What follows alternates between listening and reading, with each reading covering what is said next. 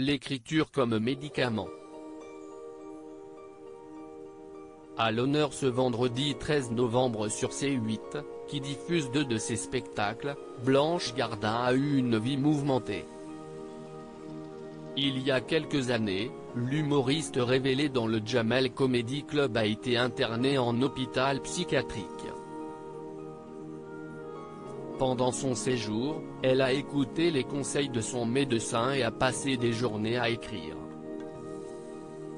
Si est ce passage en établissement spécialisé qui a donné vie à son premier One Woman Show, il faut que je vous parle. Il est né dans une chambre d'hôpital psychiatrique où je tentais de me soigner d'une dépression, cette fois-là déclenchée par une rupture amoureuse, confiait Blanche Gardin dans les colonnes du Parisien. L'humoriste continuait, le psy qui s'occupait de moi m'avait suggéré d'écrire une sorte de biographie, exercice censé déplacer le point de vue par la recontextualisation et la formalisation écrite des émotions.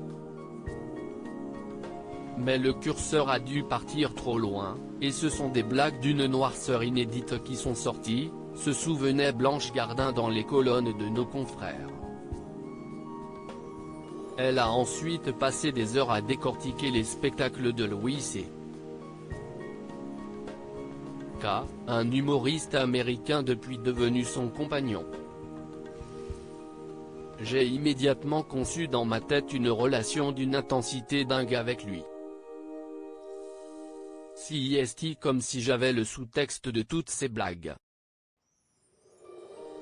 Son travail m'a autorisé à commencer le mien en tant qu'artiste, confiait celle qui a ensuite quitté la France pour les États-Unis, le vrai pays du stand-up.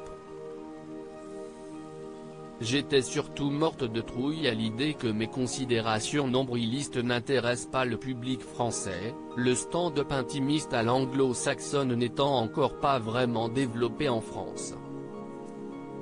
À l'époque de son passage en hôpital psychiatrique, Blanche Gardin a pu compter sur le soutien et la présence de son ex-mari.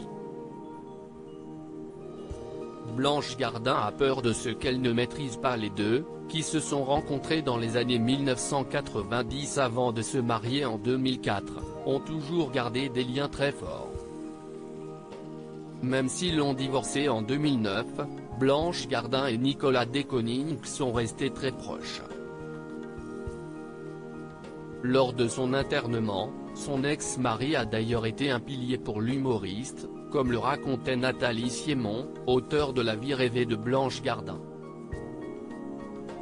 Elle n'allait pas bien du tout. Nous parlions pendant des heures. Elle m'a demandé d'être bienveillant vis-à-vis d'elle, je l'ai aidé à remonter la pente, a-t-il assuré à l'écrivaine. Il a aussi permis à l'humoriste de croire en elle professionnellement. Il lui a appris à s'accepter et a beaucoup contribué à son style d'écriture, l'encourageant à aller plus loin. Il se réjouit aujourd'hui de son succès, affirmait Nathalie Siemon.